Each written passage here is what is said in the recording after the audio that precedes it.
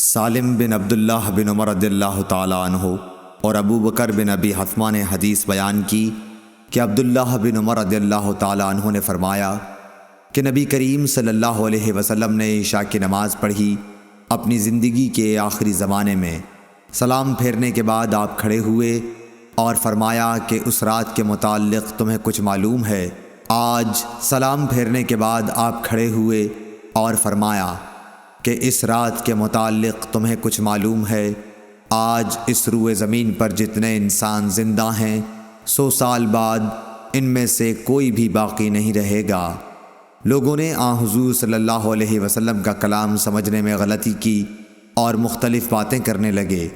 ابو مسعود رضی اللہ تعالیٰ عنہ نے یہ سمجھا کہ 100 برس بعد قیامت آئے گی، حالانکہ آپ کا مقصد صرف یہ تھا کہ جو لوگ آج اس گفتگو کے وقت زمین پر بستے ہیں ان میں سے کوئی بھی آج سے 1 صدی بعد باقی نہیں رہے گا۔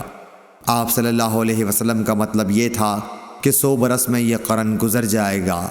صحیح بخاری حدیث نمبر 601۔